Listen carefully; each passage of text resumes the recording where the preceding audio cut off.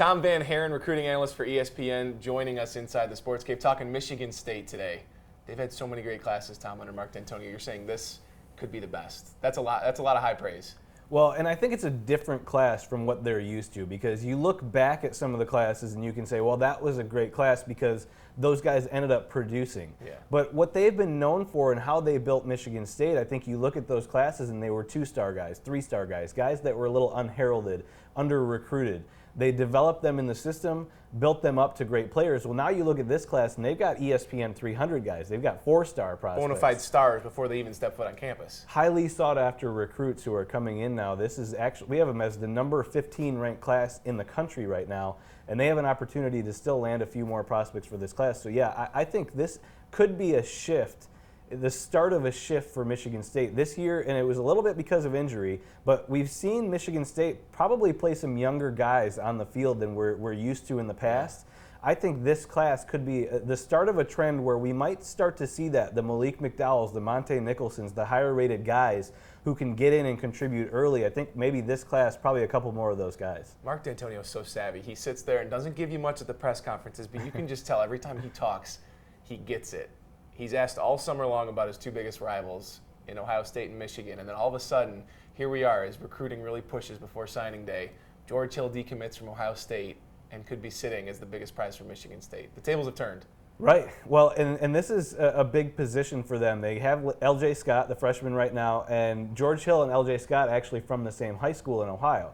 So George Hill decommits from Ohio State. Now he's heavily considering Michigan State. He's actually going to be visiting this weekend as well. So you look at some of the guys that they could land. Donnie Corley, wide receiver, a local kid from Detroit, he's actually considering Michigan State as well, considering Ohio State.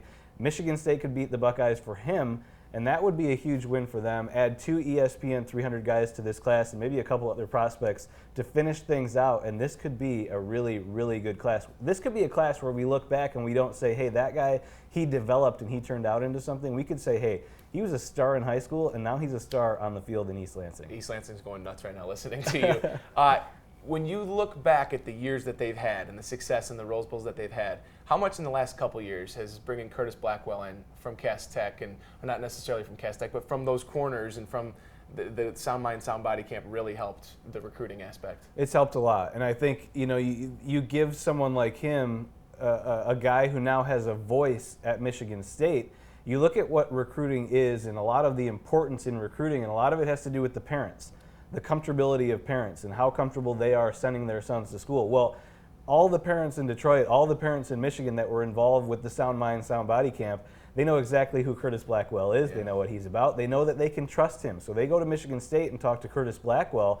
They know they're going to get an honest answer. They already know that their son will be taken care of at Michigan State because he was taken care of within that Sound Mind, Sound Body program as well. So that's a huge boost for them.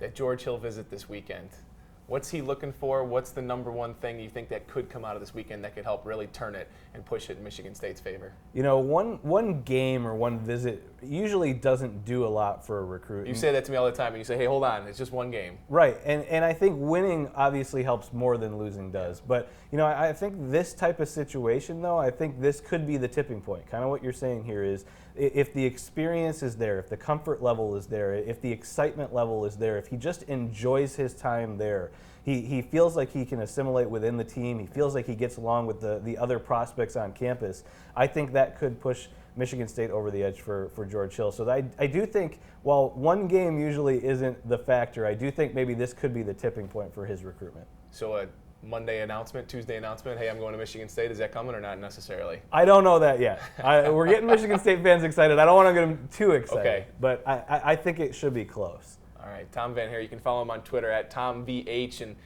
glad to have you in the cave, my friend. Yeah, glad to be here. Good seeing you.